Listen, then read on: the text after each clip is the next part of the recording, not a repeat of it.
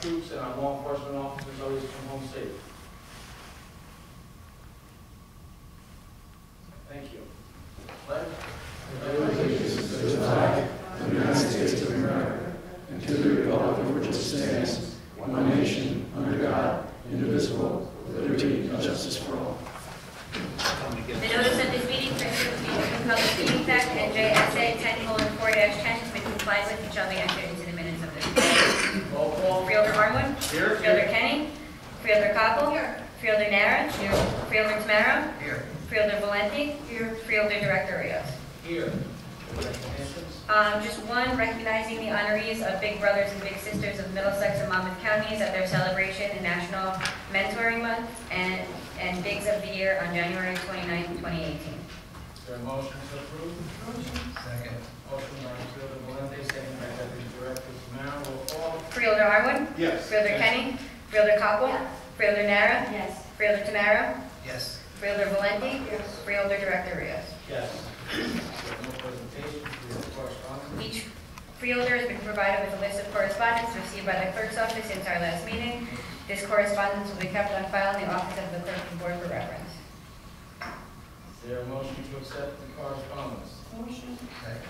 Motion by Freeholder Valenti, second by Deputy Director Tamara. All in favor? Aye. Opposed? Motion carries. Minutes for approval. Board of Chosen Freeholders regular meeting January 18, 2018 at 7 p.m. Is there a motion to approve? Motion. Second. Motion by Freeholder Valenti, second by Deputy Director Tamara. Roll call. Freeholder Armwood. Yes. Freeholder Kenny. Freeholder Koppel. Freeholder Nara. Yes. Freeholder Tamara. Yes. Freeholder Valenti. Yes. Freeholder Director Rios. Yes.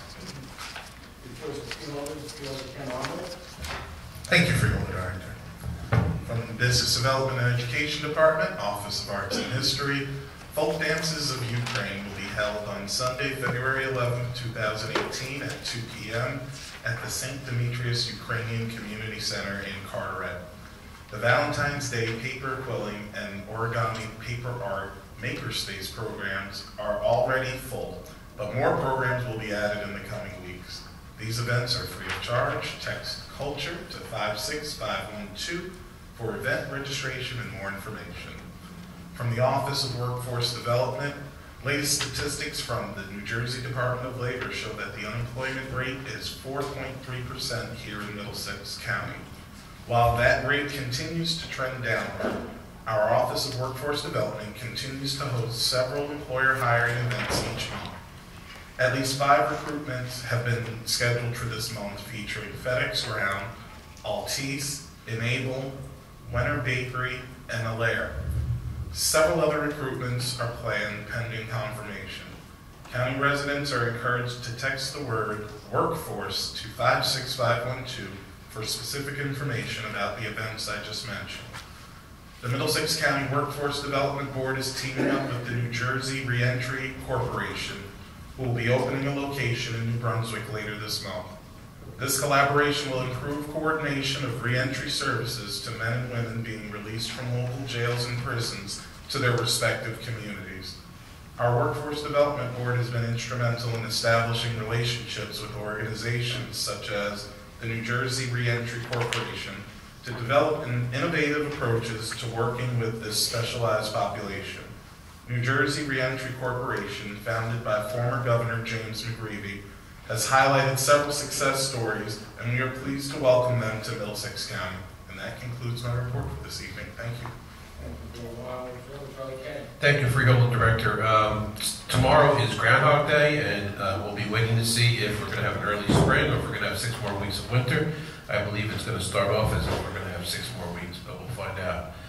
But for all those who want to get out there and enjoy what the county has to offer, please go to our county website, see what hiking trails and other events are going on in our county parks that you can take advantage of. With ice skating and snowshoeing and bird watching and hiking and ice skating, as I said. Also, I'm happy to announce that the teams can now register for the 2018 Freeholders Youth Basketball Tournament. This annual tournament is available for any youth team in Middlesex County. 4-H divisions provide opportunities for youth. Provides opportunities for those young people that want to play from 10 to 17. Registration deadline this year is February 16th, so please visit the county website again and register a team now for this exciting event. I know it's always a big event and there's a lot of teams that participate, so make sure you go to the website and sign up. And just a reminder that the County Parks and Recreation Adult Slow Pitch Softball Leagues are forming with sessions in both the spring and fall. Those interested can register now and begin play as early as late March. The deadline for registration is March 16th for the spring season. As I said, information about all these events can be found at the county website under the Parks and Recreation tab. Just a couple other items. Recently, the NJTPA awarded awarded a grant to Metuchen for work that's going to be done on Main Street. This is going to be a long-term project. We're going to have more information later on, but this is to redevelop their Main Street from Route 1 all the way down through the downtown. And this project, I'd like to take all the credit for, but it was started mostly and done under Freeholder Charlie Tamaro. George Fabrizi is very big up in the NJTPA, and I know he was involved, as well as Tony. I'm not going to say Tony's last name because I know I'll tear it up, so I'll be respectful. But his help was very important, and Khalid's help was very important in getting this grant into Metuchen.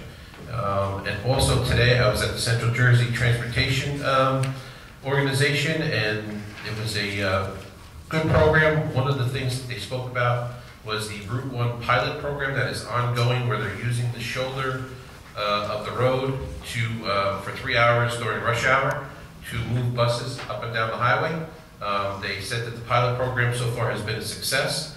They're looking to expand it and possibly expand the length of how far that program runs. So and that's good news for those down in the southern end of the county that are trying to get to and from work, having this program in place. And once again, George, Tony, Khalid, and I know that this was another one that was started under Freeholder Tamaro, and also the late Mayor Gambitese in South Brunswick was big on getting this moving forward. So I just want to acknowledge them for the work that they've done towards trying to get some transportation moving easier in the southern end of our county.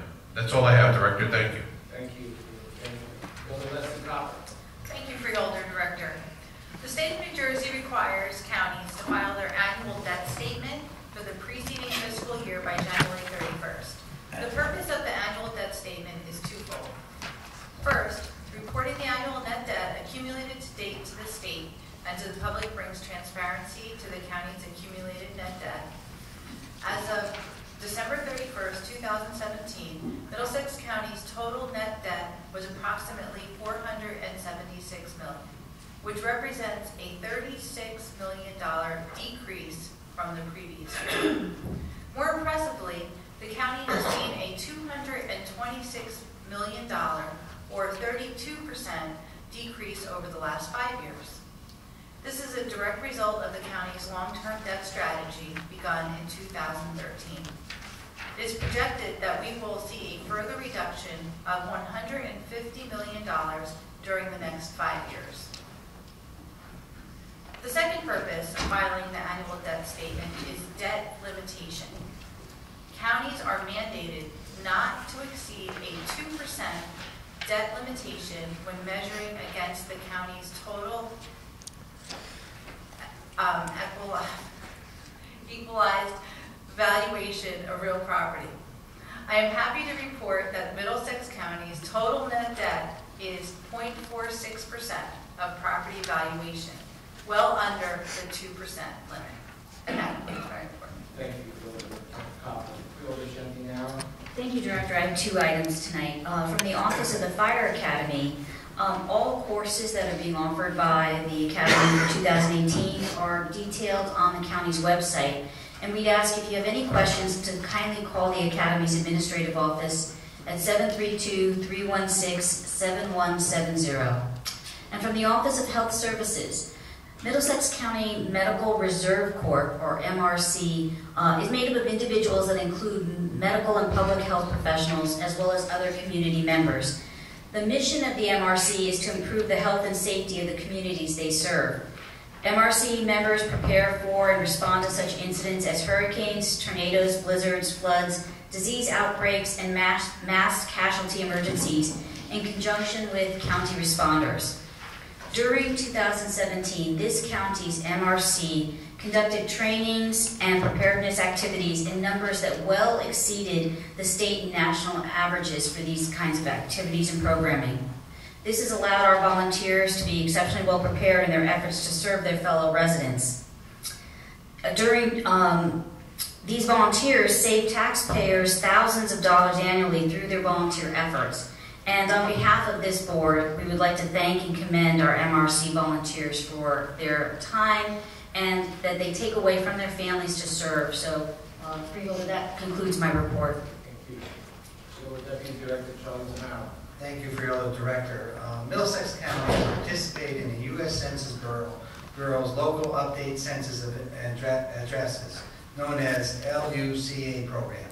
This program provides state and local governments the ability to improve the quality of residential addresses used by the borough to conduct the census. We are participating in this program to help the census conduct an accurate population survey of Middlesex County. This is critical as an accurate survey which determines how many billions of dollars in grant funding for educational, archaeological, energy, and other programs allocated. Accurate data also helps us in our municipalities plan for the future needs. The data is used by businesses to decide where to locate their facilities. The county recently kicked off the LUCA initiative by sending a letter to all 25 municipalities. So far, we have 9 municipalities participating with the county. This will include sharing and creating accurate addresses and information. The members from municipalities that are participating are excited to collaborate and utilize the county's GIS technology to enhance their capabilities. I also want to thank Charlie for continuing with the process of the streetscapes with the touch, and I know they're very excited and already talking about it. I know the grant is in the process of going through being awarded. Hopefully we can speed it up because that road truly needs the upgrades that we're talking about. And that's my report, Director. Thank you. Freeholder Blanquita Valenti. Thank you, Freeholder Director. The Middlesex County Office of Human Services is requesting applications to address the needs of people living with HIV/AIDS in the Middlesex, Somerset, Hunterdon Transitional Grant Service area for the period of April the 1st, 2018 through February 28th, 2019. Information regarding the application as well as instructions for submission can be found on the Office of Human Services section of the county webpage. Applications are due by February 26th. And on Wednesday, January 24th, Middlesex County participated in the annual national point-in-time count of homeless. You might have noticed that homeless carried a whole article on their front page regarding the count that we participated on. The count included 2 Project Homeless Connect sites, Cathedral CDC in Perth Amboy and Elijah's Promise in New Brunswick. In addition to being survey sites for the point-in-time count, these sites connected individuals with social, health, and personal services and provided food, clothing, hygiene kits, and winter coats. Targeted street outreach occurred on January 24th in both New Brunswick and Perth Amboy and continued in various locations throughout Middlesex County the following week. We thank the many nonprofit agencies, businesses, community groups, and youth groups who provided services or donated goods to help some of our county's most vulnerable citizens. And that's my report. Thank you, Director. I have a few comments. We conducted 2 code blue meetings, and we advertised it to all the communities for officials, mayors, council members, administrators to come in and have a meeting with myself, my colleague Freeholder Valenti, and our director from Human Services. and letting them know what the requirements and regulations are as far as calling Code Blue, to just reaffirm what their obligations are, what the communities are. In attendance was Mayor Diaz from Wood and Mayor Cahill from New Brunswick, who are the two most impacted by Code Blue, where some of the towns, some people from other towns are coming to those two towns, and they're inundating them with people, and it becomes a problem. So we felt comfortable after the two meetings that we educated them and let them know what the rules and regulations are. So this way we can accommodate everyone and not turn anyone back.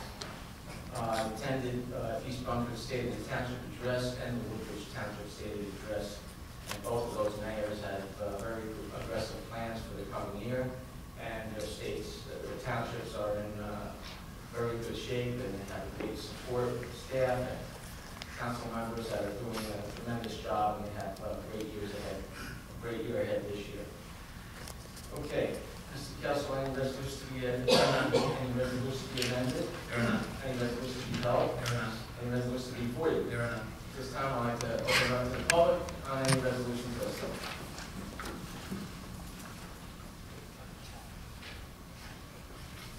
Please state your name and address, and you have 5 minutes. Good evening, Mr. Freeholder Director, Charles Cradville. I'm from New Brunswick. I'm the editor of the community newspaper New Brunswick Today. Just a few questions on your agenda tonight. The first resolution is an appointment of someone to the Middlesex County College Trustee Search Committee. I just want to understand, is this a vacancy or has someone left since the last meeting? It's vacancy. Okay, so there's been a vacancy there. You sponsored the resolution, Mr. Director. Do you know this person? Yes, I do. Okay. And is this the final vacancy? So this will be a full board now. 5 members total. Right. Thank you. I'd like to learn about 127 on page 3 is third amendment to the franchise fee agreement with the MCUA for their running of the landfill. Can you tell me what's changing? No change. Okay. It's just a continuation. The contract expired, so it's renewed. Easy enough, thank you. And I do want to ask about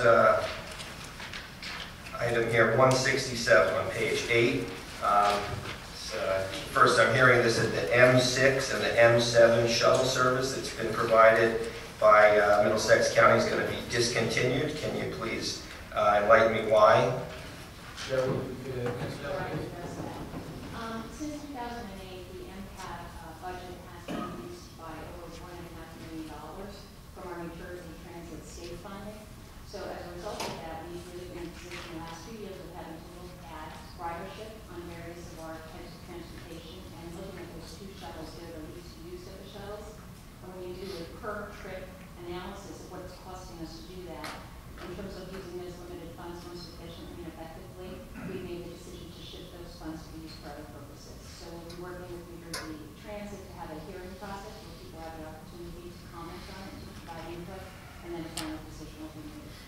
Okay, so it's not final yet. Okay, I do want to vouch for the M5 route here in serving New Brunswick and North Brunswick is, I think, the most popular one, and it's really important to a lot of people. So I hope that the M5 has a bright That's future. not listed on the 167, Mr. President. That's all for today. Thank you. Anyone else in the public? Move to close the public portion. Second. Motion is closed by Deputy Director Tamara, seconded by Freeholder Valente. All in favor? Aye. Opposed? Motion carries.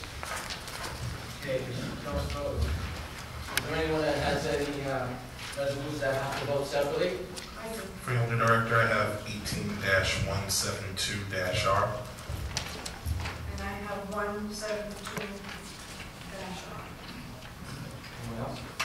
Okay, Mr. Costello? Yes, Freeholder Director, a motion would then be in order to adopt the consent agenda consisting of resolution numbers 18-123 through 18-174, excluding resolution 18-172 to be voted upon separately. Is there a motion? Motion. Second. Motion by Freeholder Valente, seconded by Deputy Director Tamara. Roll call. Freeholder Armwood? Yes. Freeholder Kenny? Freeholder Koppel? Freeholder Nara? Yes. Freeholder Tamara? Yes. Freeholder Valente? Yes. Freeholder Director Rios? Yes. Now, Director, it would be appropriate to consider the resolution which was excluded by both Freeholder Armwood and Freeholder Valenti, and that's Resolution 18-172. Motion to adopt. Second. Motion by Deputy Director Tamaro, second by Freeholder Kenny. Roll call. Freeholder Armwood, Present, not voting. Freeholder Yes. Kenny, Freeholder Koppel, Freeholder Nara, Yes. Freeholder Tamaro, Yes. Freeholder Valenti, Present not voting. Freeholder Director. Yes. Okay, at this time I open up the meeting to the public. And speak on, please state your name and address, and you have 5 minutes. Thank you, Freeholder Director Rios, and thank you to the entire governing board here, Freeholder Board of Middlesex County. My name is Jerry Riccardi. I'm an area manager with Jersey Central Power and Light Company. Just 2 items I want to speak about very briefly. You will all be getting this in your mailbox, but we have career opportunities at Jersey Central Power and Light Company. And to become a line worker or a substation worker for our company is a great, great career. We'll be holding open houses at Brookdale Community College in Lincroft on February 8th from 6 to 8 p.m.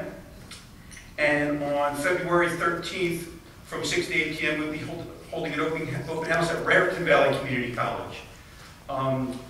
With this program, it's a 2-year commitment. You wind up with an associate's degree in applied science from one of these colleges, and you can be on your way to a career in the electric utility industry.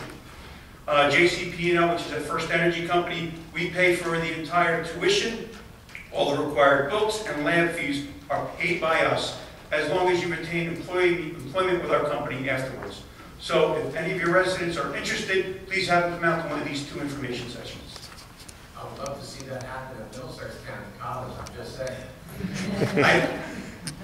It's not our service territory. That's, these colleges are our yeah, gotcha. And the other thing is, the Middlesex County Regional Chamber of Commerce and the Convention and Visitors Bureau is holding a Make It and Move It in Middlesex symposium coming up. It's going to be an interactive program with the Middlesex County's top county and state legislators on manufacturing, logistics, transportation, workforce and economic development, and Jersey Central Power Light will be sponsoring one of these sessions. So hope to see some of you there. Thank you. Okay, thank you very much. Please state your name and address, and you have 5 minutes. Good evening once again. Charles Cradwell, New Brunswick today. First question, what's going on in the lobby? I noticed some rearranging. That's part of upgrading our lobby for security. And so what's it going to look like when it's done? Is there going to be metal detectors and, armed guards? What's next for this? Joe? Yes, we're going to have metal detectors, we're going to have scanners, we're going to have enhanced security so that the people in the building, the people that reside in the building, people that come to the building will all be protected. So by scanners, you mean like an X-ray machine for people's bags? That's correct, yes, sir. Okay, and at what cost is this going to, what's the total cost to the county? I can't tell you what the total cost is, I'd have to get back to you on that. When it's all said and done, it's probably about about $750,000. $73,000. $750,000. So it's $3/4 of $1 million.